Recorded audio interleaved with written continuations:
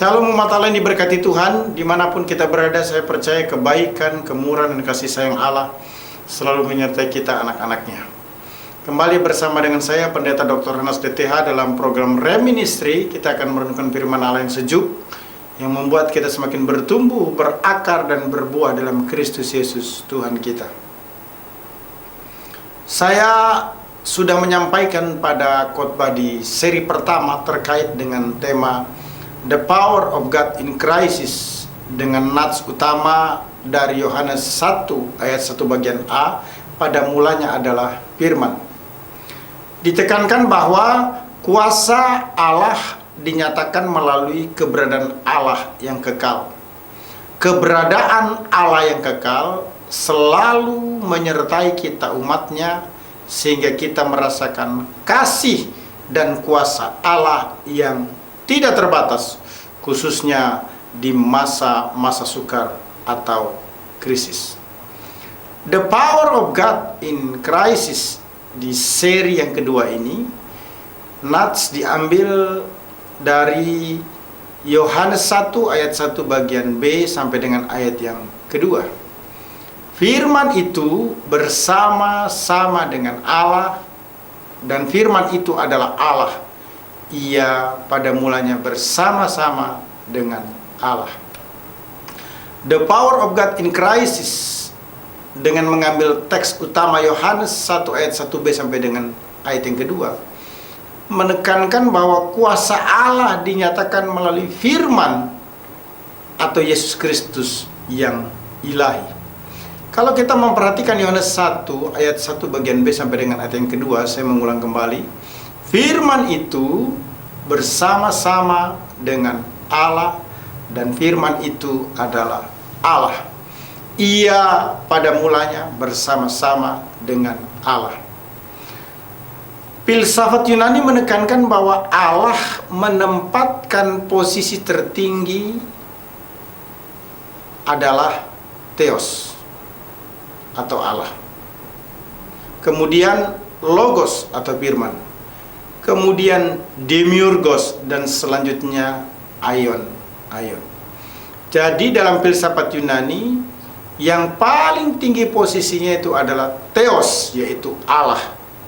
Kemudian di bawahnya ada Logos, di bawahnya ada Demiurgos, dan ada Aion. Yohanes menulis Injil Yohanes untuk menghakimi kesalahan filsafat tersebut, sekaligus memperbaikinya dengan menyatakan bahwa Theos atau Allah dan Logos atau firman itu sesungguhnya sejajar, bukan lebih rendah. Yohanes 1 ayat 2 berkata, ia pada mulanya bersama-sama dengan Allah. Yohanes mengulang kembali apa yang telah dikatakan sebelumnya, untuk menekankan bahwa sejak semula ataupun sebelum semula, atau sebelum sesuatu apapun di dunia ini ada, firman atau Kristus sudah ada. Sebagaimana dinyatakan di dalam Yohanes 17 ayat yang kelima. Oleh sebab itu, ya Bapa, permuliakanlah aku padamu sendiri dengan kemuliaan yang kumiliki di hadiratmu sebelum dunia ada. Firman itu telah ada, sebab firman itu Allah adanya dan bersekutu dengan Allah Bapa. Firman itu atau Kristus tidak diciptakan atau tidak dijadikan. Dia adalah abadi dan senantiasa dalam persekutuan atau kasih dengan Bapa dan Roh Kudus. Firman itu bersama-sama dengan Allah menunjukkan kesejajaran dan juga persatuan Firman itu adalah Allah atau Sang Ilahi. Injil Yohanes ditulis karena adanya permintaan dari penatua di Asia agar Yohanes, murid yang dikasih Yesus, menulis Injil yang rohani, melawan ajaran sesat Korintus yang menolak sifat, kepribadian, dan keilahian Yesus Kristus. Jadi tulisan Yohanes dalam Yohanes 1 ayat 2 sangat terkait dengan Yesus Kristus yang menekankan bahwa ia bukan hanya manusia sejati, tetapi juga Allah sejati atau ilahi adanya. Yohanes 1 ayat 1b sampai dengan ayat yang kedua dalam naskah Yunani bertuliskan kai hologos en prostonteon, kai theos en hologos. Itu ayat 1b. Di ayat yang kedua, houtos en arche prostonteon. Istilah pros dalam ayat 1b dan ayat 2 diterjemahkan with, menjelaskan bahwa firman itu bersama-sama atau berhadap-hadapan atau adalah Allah. Jadi firman Allah adalah Allah itu sendiri, ilahi adanya.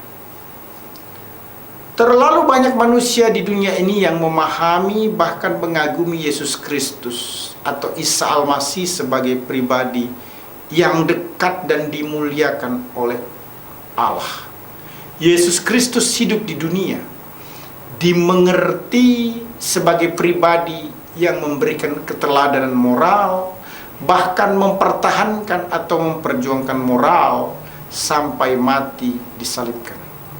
Yesus Kristus diterima sebagai nabi yang berakhlak mulia dan banyak melakukan mujizat, sungguh mengagumkan.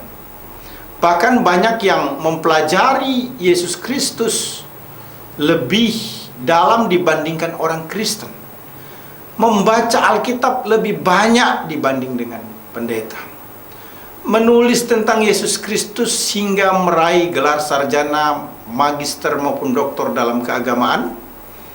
Namun alhasil Yesus Kristus dipahami dan diakui tidak lebih dari sekedar manusia atau nabi yang berbudi, penuh kasih dan kuasa, tetapi tidak pernah diterima atau diakui sebagai pribadi ilahi atau Allah. Yesus Kristus adalah pribadi ilahi atau Tuhan, sebagaimana dinyatakan dalam Yohanes 13 ayat 13. Kamu menyebut aku guru dan Tuhan. Itu kata Yesus ya. Dan katamu itu tepat, sebab memang akulah guru dan Tuhan. Karena Yesus Kristus adalah Tuhan, maka hanya kepadanya kita menyembah, sebagaimana diperintahkan di dalam Lukas 4 ayat yang ke-8. Tetapi Yesus berkata kepadanya, ada tertulis, engkau harus menyembah Tuhan Allahmu, dan hanya kepada Dia sajalah engkau berbakti. Teks Lukas 4 ayat 8 merupakan kutipan Yesus dari Ulangan 6 ayat 13 yang menyatakan, engkau harus takut akan Tuhan Allahmu, kepada Dia haruslah engkau beribadah, dan demi namanya haruslah engkau bersumpah.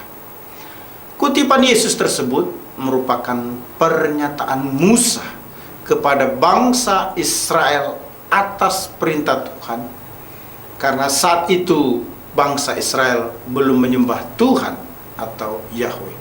Hal ini sinkron atau paralel sekali jika kita memperhatikan teks Lukas 4 ayat 8 dalam naskah Alkitab Yunani menggunakan kata proskunesis. Istilah proskunesis ini merupakan future indikatif aktif orang kedua tunggal. Jadi proskunesis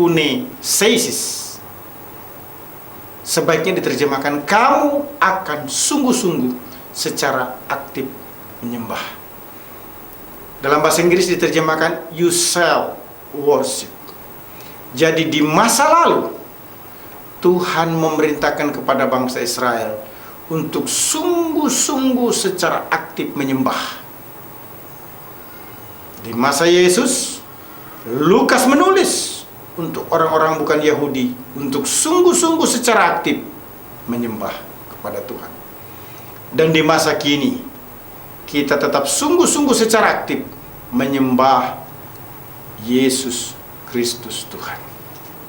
Hanya Yesus Kristuslah Tuhan yang harus diakui dan tidak ada yang lain. Sebagaimana yang tertulis dalam Yesaya 43 ayat 11. Firman Tuhan berkata, Akulah Tuhan dan tidak ada juru selamat selain daripadaku. Sama dengan pernyataan Lukas dalam Lukas 2 ayat 11. Hari ini telah lahir bagimu juru selamat, yaitu Kristus Tuhan di kota Daud. Kota Daud. Ya. Sebagai juru selamat, Yesus Kristus memberikan kepastian hidup kekal seperti yang dinyatakan dalam Roma 10 ayat 9. Sebab jika kamu mengaku dengan mulutmu bahwa Yesus adalah Tuhan dan percaya dalam hatimu bahwa Allah telah membangkitkan Dia dari antara orang mati, kamu akan diselamatkan. Istilah kamu akan diselamatkan dalam naskah Yunani menggunakan kata sotese, merupakan bentuk verb future indikatif plural orang kedua. Suatu takdir ataupun penentuan mutlak bahwa kamu sungguh-sungguh pasti akan diselamatkan, itu merupakan milik dari setiap orang percaya. Karena istilah sotese lebih tepat diterjemahkan dalam bahasa Indonesia, kamu sungguh-sungguh atau pasti akan diselamatkan. Suatu takdir yang mutlak bagi setiap orang percaya. Hanya Yesus Kristuslah yang menjadi juru selamat, sehingga semakin sungguh-sungguh di dalam Tuhan.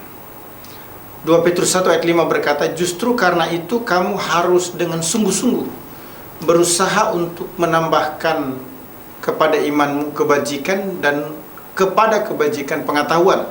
Selanjutnya ayat 6 sampai dengan ayat 8. Dan kepada pengetahuan penguasaan diri, dan kepada penguasaan diri ketekunan, dan kepada ketekunan kesalehan, dan kepada kesalehan kasih akan saudara-saudara, dan kepada kasih akan saudara-saudara, kasih akan semua orang. Sebab apabila semuanya itu ada padamu dengan berlimpah-limpah, kamu akan dibuatnya menjadi giat dan berhasil dalam pengenalanmu akan Yesus Kristus Tuhan kita.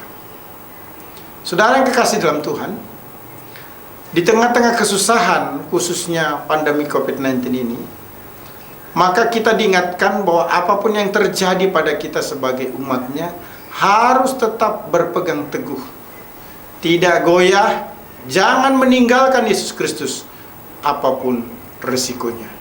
Karena Yesus Kristus adalah satu-satunya juru selamat yang menjamin kepastian hidup kekal.